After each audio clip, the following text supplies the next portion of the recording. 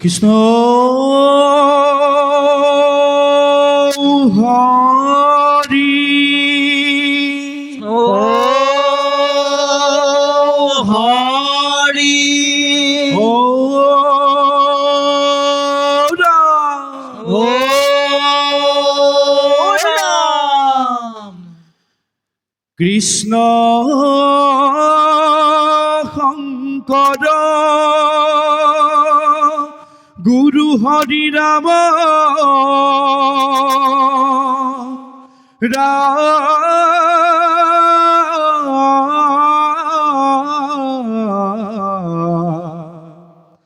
হৰি ৰাম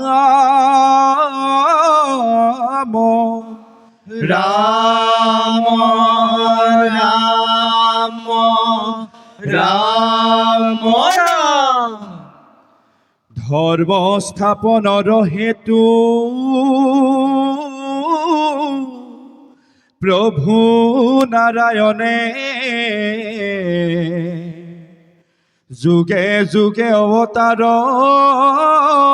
ধৰে হেৰা নিসিংহ ৰূপ ধৰি হৰি হিৰণ্যকশিপুক মাৰি প্ৰহ্লাদক উদ্ধাৰ কৰে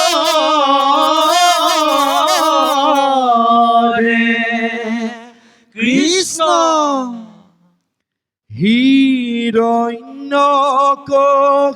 হিৰণ্যকশিপুৰ ঔৰসতে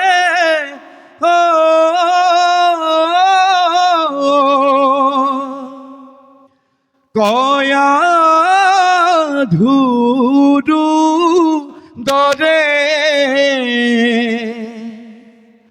জন্ম লৈলে মহাভক্ত প্ৰহ্লাদ কুমাৰে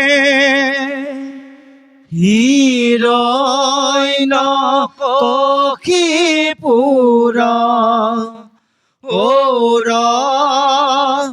ঔৰসতে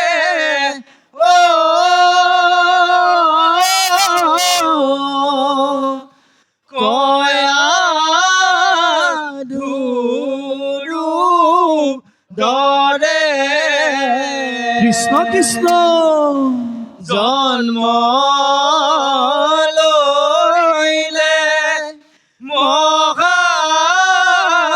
মহাভক্ত প্ৰহ্লাদ কুমাৰে ৰাম ৰাম আদেশিলা দৈত্য ৰাজে কুকুৰ তনয়ক কৃষ্ণ কৃষ্ণ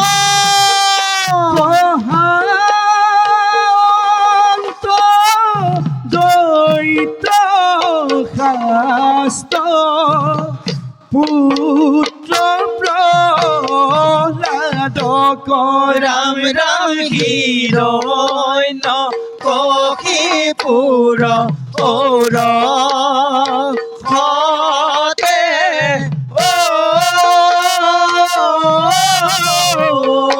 কয়া ধুৰু দৰে কৃষ্ণ কৃষ্ণ জন্ম লৈলে মহাভক্ত প্ৰহ্লাদ কুমাৰে হে ৰাম ৰাম নপহন্ত দৈত্য পুত্ৰই বামানয় শাস্ত্ৰ কৃষ্ণ কৃষ্ণ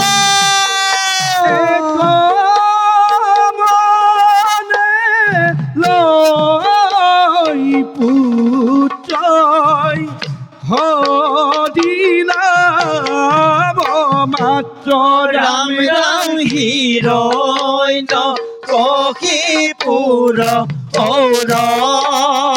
খতে ও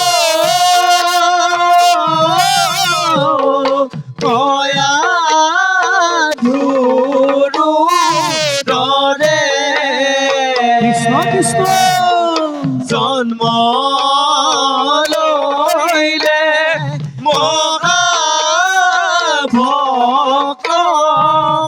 প্রহ্লাদ কুমার বান্ধব কৃষ্ণ হরি বল। এরা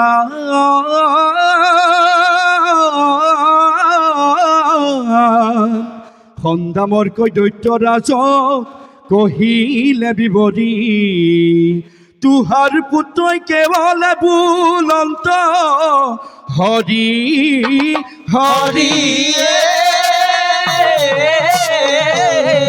বান্ধৱ কৃষ্ণ হৰি বল। দৈত্য ৰাজে প্ৰহ্লাদক নানা শাস্তি দিলে তথাপি প্ৰহ্লাদে হৰি ভকতি নেৰিলে ৰাম ৰাম দৈতৰাজে প্ৰহ্লাদক নানা শাস্তি দিলে কৃষ্ণ কৃষ্ণ তথাপি প্ৰহ্লাদে হৰি ভকতি নেৰিলে ৰাম ৰাম সাগৰ ডুবাইলে তাংক সৰ্পে উদং খাইলে অগ্নিৰ মাজতো পুত্ৰই হৰি গাৰাধিলে ৰাম ৰাম দৈতৰাজে প্ৰহ্লাদক নানা শাস্তি দিলে কৃষ্ণ কৃষ্ণ তথাপি প্ৰহ্লাদে হৰি ভকতি নেৰিলে ৰাম ৰাম বিষ্ণুৰ চৰণ চিন্তি নিৰ্ভয়ে থাকিলে নাম মহাতত্ব জগত দেখাইলে ৰাম ৰাম দৈতৰাজে প্ৰহ্লাদক নানা শাস্তি দিলে কৃষ্ণ কৃষ্ণ তথাপি প্ৰহ্লাদে হৰি ভকতি নেৰিলে বান্ধৱ কৃষ্ণ হৰি বল। হেৰা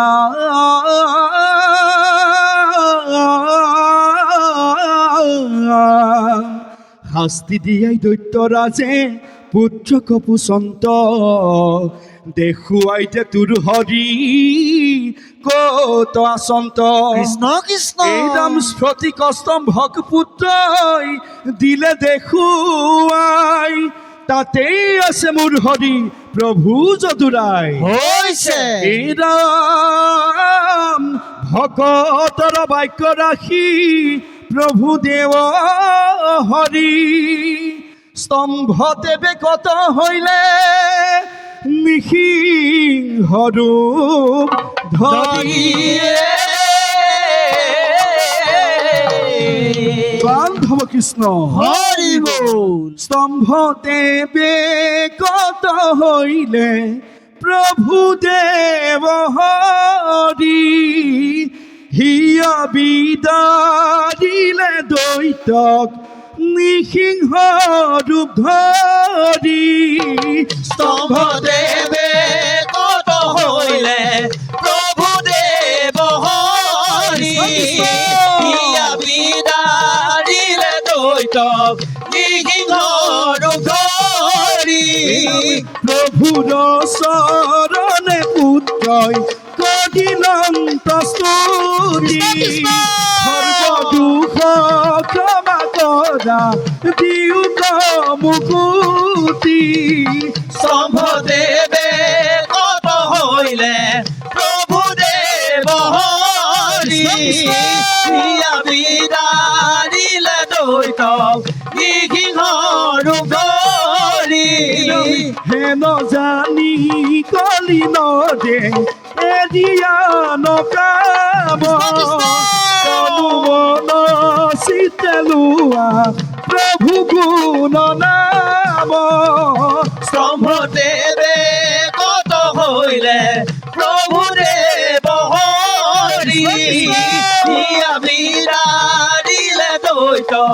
নিসিংহ ৰূপ ধৰি হিয়া বিদাৰিলে দৈত্যক নিসিংহ ৰূপ ধৰি হিয়া বিদাৰিলে দৈত নিসিংহ ৰূপ ধৰি হিয়া বিদাৰিলে দৈত নিসিংহ ৰূপ ধৰি ঐ ৰাম জয় হৰি কৃষ্ণ হৰি ও হৰি ও ৰাম ও ৰাম নামৰ দশব্ৰত মাৰ্জনা কৰি কৃষ্ণ কৃষ্ণ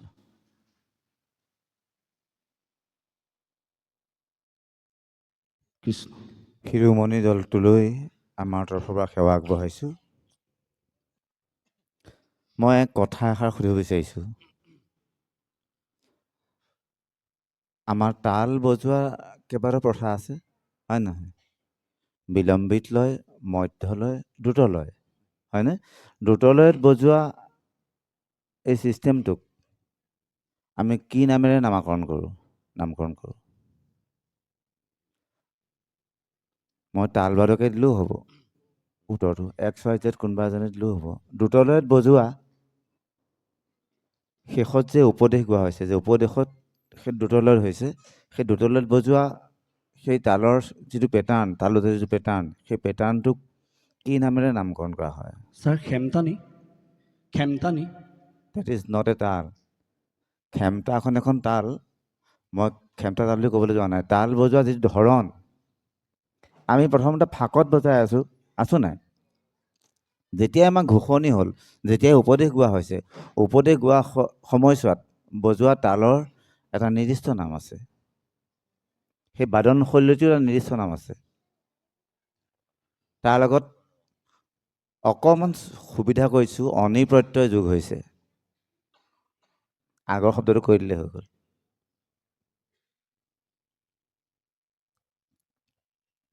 প্ৰত্যয় অনি যোগ হৈছে, তাৰ আগৰ শব্দটো কৈ দিলে, সন্ধি কৰি দিলে উত্তৰ ওলাই যাব। বুজি পোৱা নাই, আপুনি কি কৈছে বুজি পোৱা নাই। যিটো উত্তৰ হ'ব, উত্তৰটোত অনি প্ৰত্যয় যোগ কৰি দিলে উত্তৰ ওলাই যাব। ছাৰ নাজানিছোঁ। আমি ঘোষণি বুলি কওঁ নকওঁ? বাৰে বাৰে ঘোষি থকা হৈছে একেটা কথাকে। এই ক্ষেত্ৰত তালযোৰৰ বাওঁফালৰ বাওঁ হাতখন তলত থাকে, এই তলৰ ওপৰৰ তালখন এনেই ৰৈ থাকিব, তলৰ তালখনে এনেকৈ টানি থাকিব। নাম গাওঁতে দেখিছানে? তলৰ তালপাতেহে গোটেই কামটো কৰে, সেইটোক ঘোষণি বুলি কয়। সেই ঘোষণি ভালকৈ শিকি ল'বা। আটাইতকৈ টান কাম কিন্তু আকৌ দেই, আটাইতকৈ টান কাম। ঘোষণিটো ভালকৈ শিকি যাব। এনেই মন গ'লেই চাপৰটা বজাই দিলে, ফাকত বজাই দিলে তাল বজোৱা নহয়।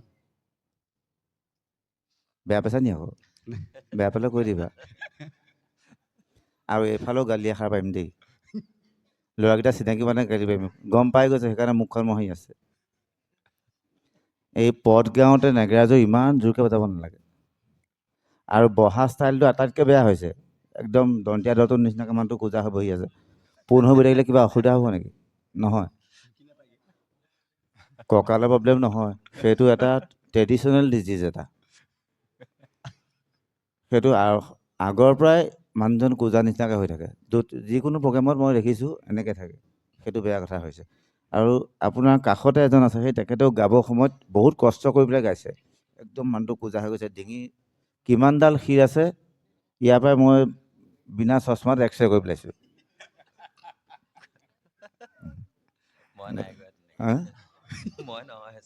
হয় হয় হয়। গতিকে মন প্ৰাণ ঢালি গাইছে, আমি আটাইতকৈ সুন্দৰ পাইছোঁ। ধন্যবাদ ছাৰ। বিশেষকৈ পৰিৱেশন কলা যে সকলোৰে যদি একে হয় একদম সুন্দৰ লাগি যাব। আমি যিহেতু পৰিৱেশন কৰিছোঁ মঞ্চত, পৰিৱেশ্য কলা, হয় নহয়? সকলো যদি আমি একদম সুন্দৰকৈ একদম ষ্ট্ৰেইট হৈ পেলাই যদি গাওঁ, শালিটো যদি একেফালে দিওঁ, একদম সুন্দৰ লাগিব। এতিয়া তোমাৰ কাষতে এই চোৱা কঁকাল বিষ হ'ল, কঁকালৰ প্ৰব্লেম আছে তেওঁৰ নামটো তোমাৰ কথাই কৈছোঁ গতিকে মঞ্চত আছা যে এইফালে ৰেকৰ্ডিঙো কৰি আছে হয় ছাৰ মোৰ কথাখিনিও ওলাব আৰু তোমালোকে থকা কথাখিনিও ওলাই যাব হয় হয় কাইলৈ পৰহিলৈ ইউটিউবত দিব সীমান্ত মহন্ত গৰাকীয়ে গালি পাৰিব হয়নে হয় ছাৰ গালি পাৰিলে উত্তৰ দিবলৈও মই যিমান দিন জীয়াই থাকিম এতিয়া 55 বছৰ হৈছে মিনিমাম 72 বছৰলৈকে মই ঠিকে থাকিম 72 বছৰলৈকে আই উইল বি এনচাৰিং মই উত্তৰ দি থাকিম দেই মই আজি প্ৰথম দেখিছোঁ দলটোক মানুহখিনিক বেলেগে বেলেগে বজোৱা দেখিছোঁ এই খোলটোৱে নেগেৰাটোৱে মই তালিকেইটা মাতটো শুনিবলৈ বিচাৰিছোঁ তালিফালে ডাঙৰকৈ বজাই দিয়াচোন খোলাকৈ বাৰু খোলা এইটো খুলি দিয়ক এটা আঙুলিয়ে চাউণ্ডটো খুলি দিয়ক একেলগে মাৰে মইতো নাই পোৱা নহয় মই শুনি আছোঁ খোলটো চাৰিও ছাইডটো টিউন সমানে কৰিবা দেই ডিষ্টিউন হৈ আছে চাৰিওফালে ডিষ্টিউন হৈ আছে দেই ডিষ্টিউন হৈ আছে সেইটো চবফালে মিলাবা গতিকে মাতটো এৰি দিয়া নাই দিছে নাই এইবাৰ বজাই ভাল পাইছা নাই তুমি মই শুনিছোঁ আছোঁ নহয় এই চাৰিওফালে সমানকৈ চাবা একদম ধুনীয়াকৈ টিউন কৰি ল'বা তেতিয়া একদম তোমাৰ বজায়ো খুব ভাল লাগে আঙুলিকেইটা জোখত পৰে আৰু গোৱা মানুহজনো একদম সুন্দৰকৈ গাব পাৰে এই আৰু টিউনটোৱে বেলেগ ইয়াত আমাৰ ইয়াত স্বৰযন্ত্ৰ নাই নহয় আছে জানো এই টিউনটোতে তেওঁ গাই থাকিব পাৰে হয় নহয় আমি বেলেগ স্বৰযন্ত্ৰ ব্যৱস্থা কৰা নাই যে গতিকে আমি সংগীত যিহেতু লৈছোঁ আমি এইটো টিউনটো বেছ কৰি ল'ব কাম তুমি ভৱিষ্যতে এটা ছাইডে দুই ছাইডে মিলি আছে বাকী এটা ছাইড সমান হোৱা নাই চাৰিওফালে সমান কৰি ল'বা দেই নেকেৰাটো তেনেকৈ ল'বা তুমি বুলি কৈছোঁ আকৌ অসন্তোষ কৰিব নালাগে ঠিক আছে ছাৰে কিবা এটা সোধে কৃষ্ণ সুন্দৰ পৰিৱেশন ভাল লাগিছে মই এই কথাটো বহুদিনৰ আগতে ক'ব লাগিছিল এনেকুৱা সুবিধা হোৱাও নাই আচলতে আজি মই দিনৰ 11 বজাতে মই ইয়াত পালোঁহি 11 বজাৰ পৰা বহি প্ৰায় 4 ঘণ্টা সময় মই বহিলোঁ বহাৰ পিছত দলসমূহ আহিছে আমাক যেনেকৈ বহুৱাই থৈছে আমিও এতিয়া বহুৱাই থোৱাৰ চেষ্টা কৰিছোঁ 11 বজাৰ পৰা আমাক 4 ঘণ্টা বহুৱাইছেতো জইন কৰি লৈ ইয়ালৈ প্ৰতিযোগী দল আহিব বুলি অপেক্ষা কৰি থাকোঁতে আমাৰ প্ৰায় 4 বাজিছে আৰু যাই নহওক পৰিৱেশন সুন্দৰ হৈছে ধন্যবাদ এই কথাবোৰ মানে এনেকুৱা হৰিবোল বান্ধৱ কৃষ্ণ এই বস্তুটো মই ভাবোঁ দিহানামৰ নহয় এইটো টোকাৰী গীতৰ সম্পূৰ্ণ শৈলী এই প্ৰয়োগটো আচলতে দিহানামত এইটো কৰিব নালাগে মই মোৰ অনুভৱেৰে কৈছোঁ দেই কাৰণ টোকাৰী গীত গোৱা যিসকল ব্যক্তি বিহুৰাম তামুলী উমাকান্ত বৈৰাগী বদন মলীয়া বাপচন্দ্ৰ মহন্ত এই সকলোকে আমি কায়িকভাৱে লগ পাইছিলোঁ আৰু তেখেতসকলে টোকাৰী গীতত যেতিয়া টোকাৰী গীততো আছে দিহাবোৰ গাই যেতিয়া এনেকুৱা ধৰণে হে ৰাম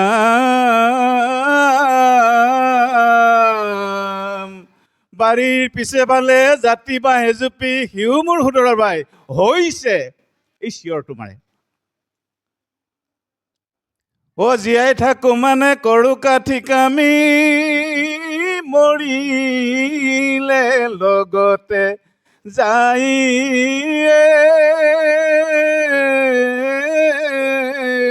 হৰি বল বান্ধৱ কৃষ্ণ এই বস্তুটো শৈলী টোকাৰী গীতৰ ইয়াত দিহানামত আচলতে এই শৈলীটো প্ৰয়োগ কৰিব নালাগে বুলি ভাবোঁ মই এইটো মানে বিশেষকৈ মই যথেষ্ট অধ্যয়ন কৰিছোঁ এই দিশত অধ্যয়ন কৰি কিছু তথ্যও সংগ্ৰহ কৰিছোঁ ইয়াৰ বিশেষ একো তথ্য নাই মানে আগৰ দিনৰ বয়সস্থ বহু মানুহ মই লগ কৰিছোঁ অসমৰ মানে আমাৰ ধেমাজিত আছে কেইজনমান যথেষ্ট বয়সস্থ মানুহ তিনিচুকীয়াত আছে মই তেখেতসকলৰ কিছু শৈলী তেখেতসকলৰ পৰা সংগ্ৰহ কৰিছোঁ আমাৰ যোৰহাটতো আছে বহু কেইজন বয়সস্থ মানুহ ছাৰ সেইসকলৰ পৰা হয় আমি অসমৰ বিভিন্ন মঞ্চত পৰিৱেশন কৰি আহিছোঁ হয় হয় এনেকৈ বান্ধৱ কৃষ্ণ হৰিবোল কৰিয়ে কৰি আহিছোঁ হয় হয় আপুনি আমাক শুদ্ধটো কৈ দিয়কচোন কেনেকৈ ক'ম আমি নহয় আচলতে বস্তুটো গাওঁতে আমি এই বস্তুটো ধৰক আমি দিহা এটা দিলোঁ ধৰি লওক এৰাম হৰি নাম কীৰ্তনত নাহি কাল দেশ পাত্ৰ নিয়ম সংযম একো বিধি এই খালীকণ যেতিয়া পৰেগৈ এইখিনিত কৃষ্ণ বুলি চিঞৰ এটা মাৰিব পাৰে কৃষ্ণ বুলি উচ্চাৰণ কৰিব পাৰে এজনে তাৰপিছত হৰিত শৰণ লৈয়া কেৱল হৰিৰ নাম কীৰ্তন কৰন্তে হুৱে সিদ্ধি ৰাম ৰাম কোমলকৈ উচ্চাৰণ কৰিব লাগে এইটো ৰাম ৰাম বাকীসকলে কৃষ্ণ বুলি উচ্চাৰণ কৰিব লাগে এইডোখৰ ঘোষা হয় ঘোষাত আমি তেনেকেই গাইছোঁ ছাৰ হয় ঘোষাকণত আমি নহয় কেনেকৈ ঘোষাত নহয় ঘোষাটো ঠিকে কৈছে ন পিছত মাজত যে চিঞৰ মৰা হৈছে মাজৰখিনি যে আপোনাৰ এই হৰিবোল বান্ধৱ কৃষ্ণ ৰাখোঁতেনে ৰাখোঁতে বান্ধৱ বান্ধৱ কৃষ্ণ কৃষ্ণ কৰি ৰাখিছিলোঁ বান্ধৱ কৃষ্ণ বাকীসকল হৰিবোল বুলি যে কৈছে হয় সেইটো দিহাটো দি পেলাই কোমলকৈ নামাচাৰ্য নামতি ৰাম ৰাম বাকীসকলে কৃষ্ণ তেনেকৈ ক'লেও হ'ব হ'ব এইটো সেইটো শৈলীটো সেইটোৱে আচলতে হ'ব ছাৰ কাৰণ টোকাৰী গীত আৰু দিহানাম দুইটা বস্তুৰ শৈলী পাৰ্থক্য আছে ধন্যবাদ ছাৰ শৈলীটোৰ একদম পাৰ্থক্য আছে টোকাৰী গীতসমূহ সদায় জীৱনটো আৰু সংসাৰখনক লৈ পেলাই গায় টোকাৰী গীতসমূহ হয়। আৰু দিহানাম বুলি ক'লে মানে ইয়াত দিহা শব্দটোৰ অৰ্থই উপদেশ উপদেশ আহিবই লাগিব উপদেশ নহ'লে দিহানাম নহয় হয় উপদেশ থাকিব লাগিব সেইকাৰণে ধন্যবাদ জনাইছোঁ এই কথাখিনি আচলতে মই বহু কেইবাৰ আগতেই ক'ব লাগিছিল কথাখিনি ক'বলৈ তেনেকুৱা সুবিধাও নাপাওঁ যে দল যথেষ্ট থাকে এই দলসমূহ থাকোঁতে মানে সময়ৰ কথা এটা আছে আমি এতিয়া মানে দল কম আছে আমাক বহুৱাই থোৱাৰ কাৰণে আমি এতিয়া আকৌ বহুৱাই থোৱাৰ চেষ্টা এটা কৰিছোঁ দেই বেয়া পাব নালাগে ধন্যবাদ থাকিল উত্তৰ কামনা কৰিছোঁ ধন্যবাদ আমিও আমাৰ শিৰোমণি দলৰ তৰফৰ পৰা আপোনালোক দুইজনলৈকে ধন্যবাদ জ্ঞাপন কৰিছোঁ ধন্যবাদ ধন্যবাদ